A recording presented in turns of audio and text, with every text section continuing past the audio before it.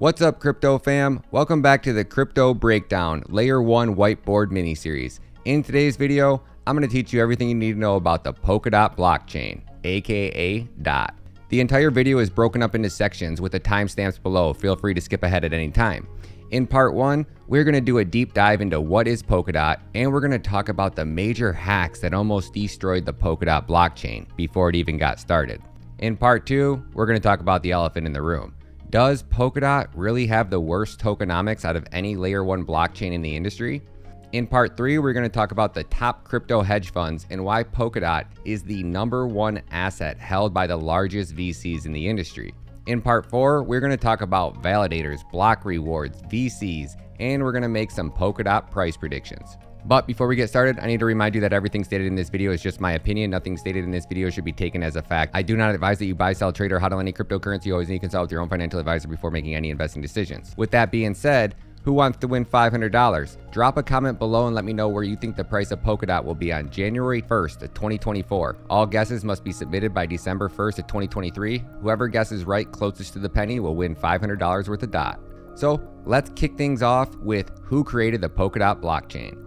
The Polkadot blockchain was created by Dr. Gavin Woods. From 1989 to 2002, Gavin Wood attended York University, where he graduated with his master's degree of engineering, aka his MEng in computer systems software engineering. Yes, you heard that right. He earned his master's degree in less than 4 years.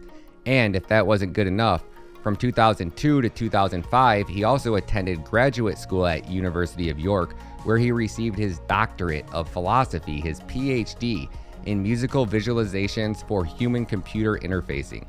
From 2013 to 2015, Dr. Gavin Woods co-designed the Ethereum protocol with Vitalik Buterin.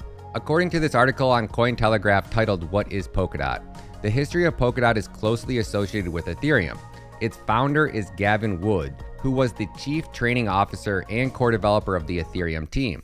He developed Ethereum smart contract programming language called Solidity. Gavin was the lead developer when he left Ethereum in 2016 to build a more sharded blockchain, and in October of the same year, he published the Polkadot white paper. While still at Ethereum, Wood co-founded the ETH Core blockchain technology company, which later turned into Parity Technology. The company developed important blockchain infrastructure technology such as the Substrate Development Framework and the Polkadot Network. In 2017, Wood also co-founded the Web3 Foundation, a nonprofit entity established to support the research and development of the Polkadot ecosystem and oversee its fundraising efforts. In July of 2017, the first adverse event occurred within the organization. A hacker exploited a vulnerability in Parity's multi-sig code and stole 153,000 Ethereum from 3 different wallets. That was around $33 million at the time. In October, the foundation hosted the initial coin offering and raised $145 million in just under 2 weeks, making Polkadot one of the largest ICOs of all time. But the hype was short-lived. Only a few days after the token sale, Parity Technology experienced yet again a new hack incident. The ICO smart contracts were hacked and 66% of the funds raised of that 150 million were frozen. The event was irreversible and inevitably slowed down the project in early development stages. In the following months after the private sale, the Web3 Foundation team managed to raise enough funds to continue to meet its development goals. And by 2019, everything was back to business as usual. Now let's dive in and talk about what is the Polkadot network. And if you're enjoying this content, could you please consider hitting that like and subscribe button, please and thank you. In simple terms, Polkadot, aka DOT, is just a blockchain with a core network. Polkadot has what is called a relay chain. The relay chain is where blockchains connect and communicate with each other. By hosting blockchains, the relay chain also handles their security and transactions, allowing cross-chain interoperability communication between different blockchains to function seamlessly. As a matter of fact, besides sending DOT tokens across blockchains, Polkadot also allows them to communicate and exchange actual data. Thus, interoperability is the big problem that Polkadot is trying to solve. Instead of separate entities that work independently, blockchains should become part of the same ecosystem where information and money can be easily exchanged securely in a scalable way. While private blockchains have somewhat different technical protocols from public blockchains, Polkadot even resolves the communication between those two distinct types of networks. Polkadot's flexible and adaptive network architecture facilitates building new technologies on top, enabling developers to take advantage of the scalability, interoperability, and security offered. Therefore, the Polkadot network also represents a significant breakthrough for developers and entrepreneurs who want to build a new blockchain from scratch.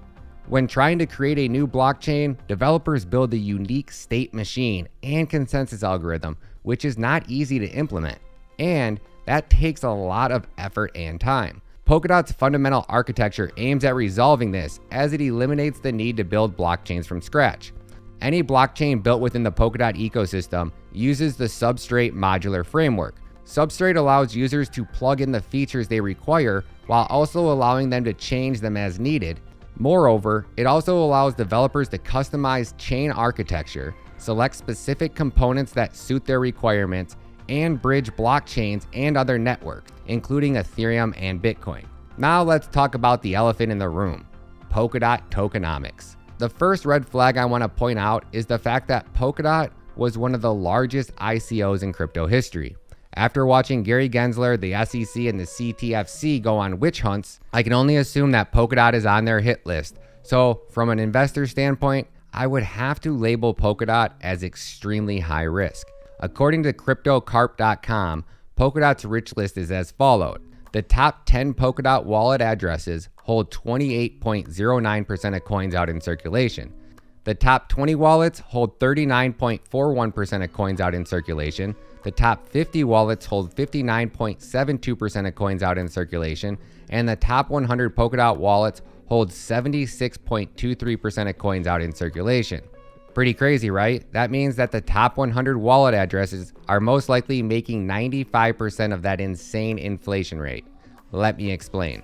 If we swing over to the Polkadot website, we can see this short little statement here that says low staking requirements. The minimum amount required to nominate a validator is only 10 DOT, which is around $70 to $75. This is a much lower threshold than staking with other native coins like Ethereum, which requires 32 ETH staked in most places. This means investors can start with less than $100.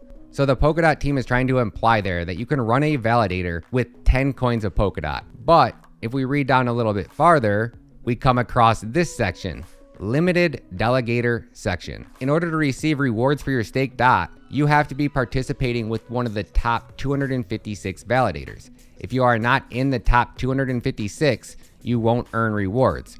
So if we swing over to Validator Scan, we can see that validator number 256 currently has 2,374,964 coins of DOT staked. As of today, the price of DOT is $6.14, so 6 times 2.37 million gives us a total of $12,582,278, which would be the minimum amount of Polkadot that you would need to purchase and stake today to become a validator. Holy crap, you need $12.5 million to run a Polkadot validator. That's insane. Now check this out. Look at how close they are to having the same exact amount of DOT staked. If I had to guess, I would bet that 50% or more of these validators are ran by the team, which is just crazy considering how many coins the team pre-mined and gave to themselves during the ICO. Check this out.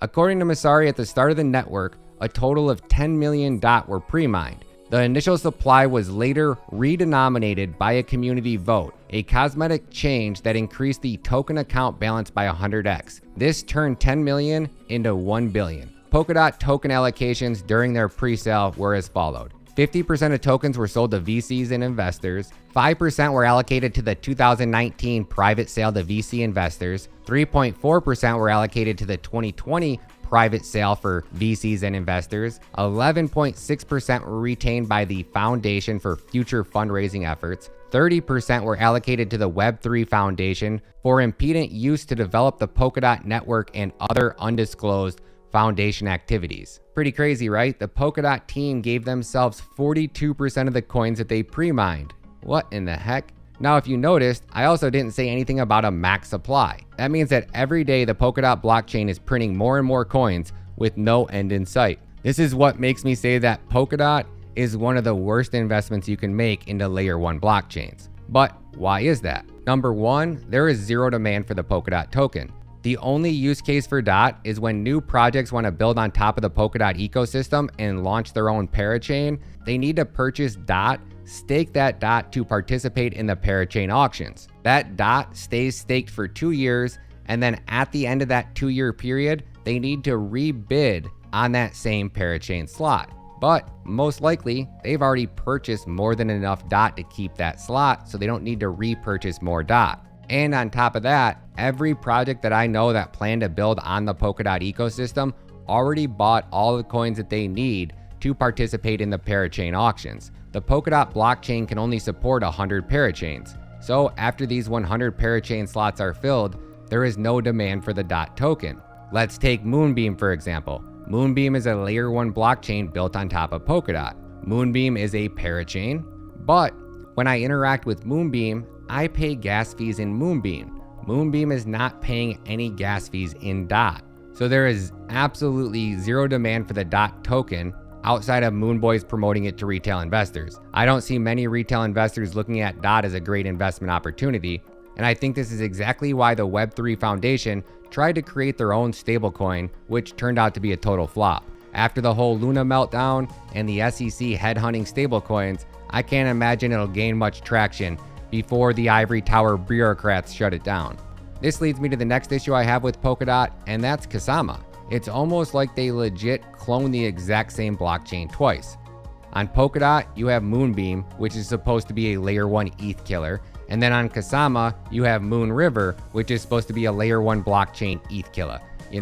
On Polkadot, you have Aurora Dex. On Kusama, you have Kura. I could go on and on. It's like everything that's built on Polkadot is being forked, replicated, the name's changing, and they are building the exact same thing on Kusama. So I can't really justify the demand for two of the exact same application that does the exact same thing that provides the exact same service to investors really being that successful. So from an outside standpoint, based off of simple math which tells us that 99% of crypto projects fail, that would lead me to believe that the Polkadot ecosystem will consist of about 95 out of 100 dead parachain projects, and at best, 5 working applications that people actually use. I say that because you have direct competition in the exact same ecosystem.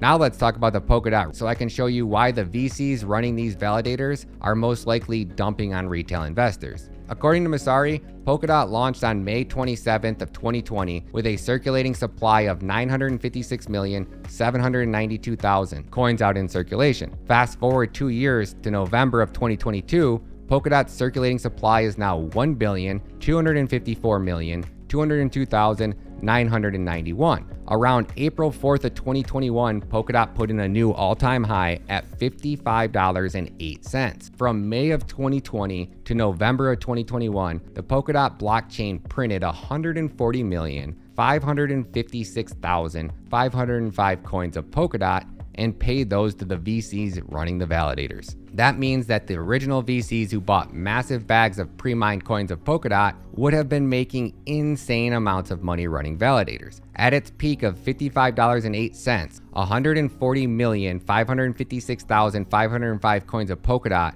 would have been worth $7,741,852,295, which means that those 256 VCs and team members who were running those validators would have made $30,241,610 each in less than 16 months.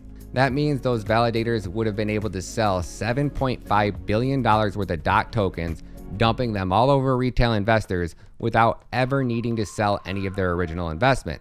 And those same validators will keep making more and more coins of DOT that they can then continue to dump on retail investors as we go into the next bull run. The VCs and team members and exchanges running validators pay retail investors what, 10, 12, 14% annually, which means per year, for staking DOT tokens, when in reality, these VCs running the validators are making much more than that.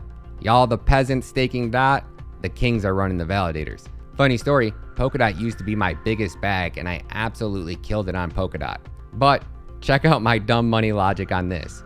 If you Googled Messari's top crypto hedge funds and you pull up this chart, It shows what crypto projects the top crypto hedge funds are investing their capital into.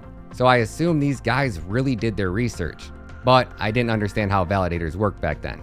As of June 14th of 2022, out of the top 17 projects being backed by the largest crypto hedge funds in the world, Polkadot is still the #1 asset held by crypto hedge funds. Number 2 is Oasis, number 3 is Nervos, 4 is DYDX, 5 is Radical, 6 is Near, and the list goes on.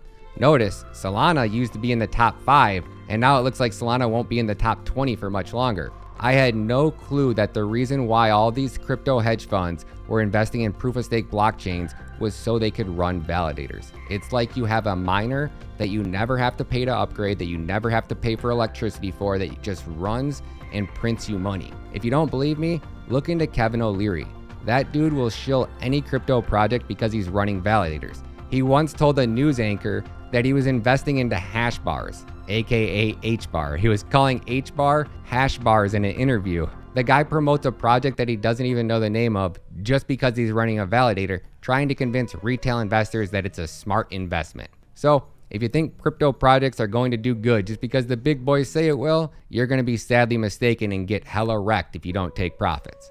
If you don't believe me, track the validator wallet addresses. I'll leave links to it down below in the description. And when you see the validator starting to move coins to exchange, or you can see if they're selling, that's when you know you need to be taking profits. I can't wait till somebody builds a website like Whale Alerts, but Validator Alerts, so retail investors can start getting tipped off when the validators start moving coins to exchanges. Polkadot used to be my biggest bag. I sold 100% of my DOT tokens when the price of DOT hit $51. I do not have any plans to buy any DOT anytime in the future. And here's why. Over the next 5-year period, the Polkadot blockchain will have printed a total of 1,09,261,147 coins of DOT and given those out in validator rewards. If DOT does a 2x from its previous all-time high and just hits a price point of $110, those 256 Polkadot VCs running those validators stand to make $110,018,726,170 worth of Polkadot coins. That's just freaking insane if you ask me. There is just too much profit to be taken with validators making that many rewards for price to actually put in insane higher highs. I just don't see the demand coming from the retail investor side. So now let's make some Polkadot price predictions and assume that we want to take profits in the 2025 bull run. So we need to calculate in that insanely high inflation rate. So as of today, the Polkadot blockchain has a market cap of $7 billion, give or take. I always round to keep it simple.